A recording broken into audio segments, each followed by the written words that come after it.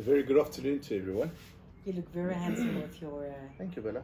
moody dark glasses. Don't take No, them no, off. I see you. This is for reading. Well, we've got a beautiful wine in front of us. Beautiful. And it is the month of love. So, do some magic and open this beautiful wine and I'll let's do talk about better it. than magic. I'll do you some black magic, Bella. Yeah. So yeah, we're doing the Jordan Black Magic Merlot 2018 vintage. You know, Merlot is such she's quite a seductress, hey?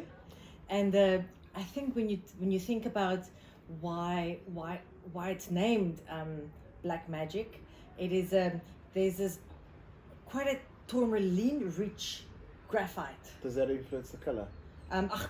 Granite. Granite. Yes. So that it's almost like the soil turns black. It's quite dark, and the way nature wanted it translates into this quite a inky, rooty, deep core wine. Sure. While it still display all that beautiful red top nuances of Merlot, there's a beautiful tight-knit intensity about this wine, and it just really goes with the name Black Magic. Black Magic. Sure, absolutely. So I mean, Jordan needs absolutely Gary and Kathy. Gary being a geologist, if I'm not mistaken. Yeah, well, that's why they really celebrate soil. Sure, and Kathy being an economist. So yeah, interesting combination. Somebody must make sure they make money. Absolutely. So yes, the Merlot 2018, like we said just now, 27 and 33-year-old vines. Yeah. It'll be interesting to know the yield on that Merlot.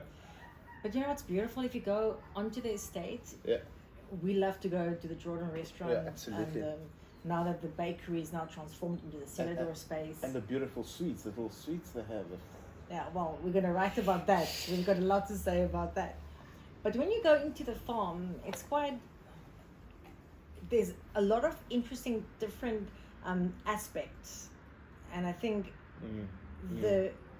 within short distances, Sure. within the vineyard block, the Merlot, it changes. Sure. The composition changes, the angles changes. So much so that it's quite a few degrees cooler than the rest of inland Stellenbosch, because they've got that like the crow flies, you can see False Bay from there. Sure. Right? So it benefits from that cool breezes from the False Bay, but then from Benguela Cove current, doesn't it? Benguela Benguela Cove, big pardon. Benguela Current. well, that's an upwelling of cold Gotcha. water. Gotcha. And it's incredible how that kind of just affects the air around it. And what's wrong? Nothing. And it's almost like it's two cool breezes coming in there, and Merlot just bathes in this cooler air. Sure. It loves it. Sure. So 18 months, oak, not all new, right? No, it would be a combination. Of first and second fill. And partly a whole bunch, I'm sure. Sure, absolutely. Have you tasted this wine? I have. Mm-hmm. You haven't. No, first time I'm tasting.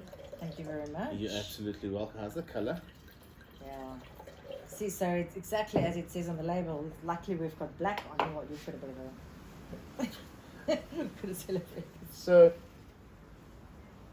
I'm getting that black plum, not overripe, but just that firm black plum. Would you off the cuff be in Stellenbosch? No, or certainly be not. in South Africa even?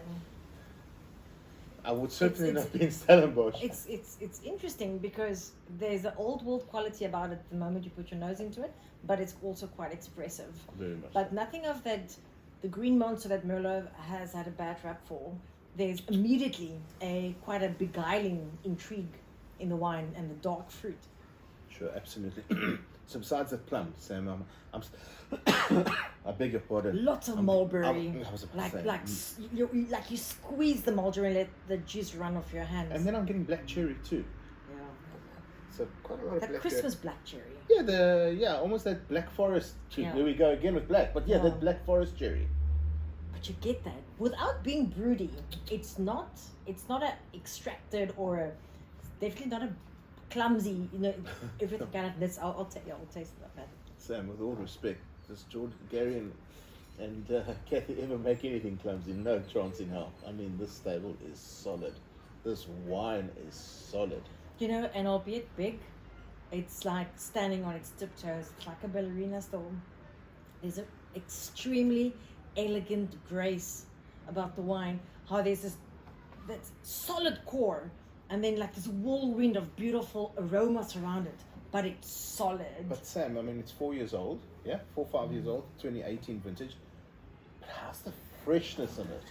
I think this one's certainly made. People must think that we can't say anything bad about wines, but maybe it's just because no, Sam. wine. I think we just get because this wine is exquisite.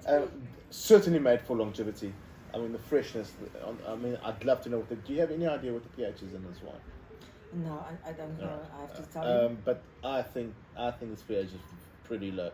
And pH to me, I don't know about you, it plays a very big role with telling me a lot about the intention of the winemaker. What was his intention or her intention with that specific wine? And if I am correct and the pH is low, certainly made for longevity. Yeah, I think they make wines to have legs to stand on and to run the distance. If you, again, I'm sorry to elaborate, but when I put my nose into it now that it's warming up a little bit, because it is still summer in South Africa, so we do cool all our red wines a little bit, and it's almost like there's a little bit of the morning when the sun comes up and shines on slate, almost like a wet slate. Sure. So there's quite a bit of a mineral core to it, or that slaty stone. So you become it makes full circle back to that rich soil again, and you see that and you taste it. So there's a word for it, and I always forget it. When you had rain fall on a petrichor. That's what I'm getting. That rain falling on a dusty, dry soil. You know that beautiful word synesthesia? What you see is what you smell, is what you experience, and this wine makes that full circle of terroir, aromas, texture. Say that word again. Synesthesia. Why have I never heard of it before? Okay, no, we're not going to go there. So yeah, so Bellamia. So Sam says, so Georgia, as a sommelier, what would you pair this with? So Sam Smith, Melithia, what would you pair this wine with? Well, we went a little bit of the opposite route of where you would think you're going to have a big piece of meat. We went to harvest these very big plumpy mussels. And the texture of the mussel, they were almost chewy and plump. It just echoed the same kind of texture, that velvetiness in this wine. And then we really reduced a tomato sauce, like what do you call that beautiful intense oregano? Yeah, the oregano, just that oregano garlic intensity, and we reduced it where there was literally just the pulp. And then we added some wine into it. We did. And it's just a refreshing, and again that oyster shell or mussel shell, the whole thing just made sense. So there's no limits, and Merlot is still the queen of her castle, especially obviously at Jordan.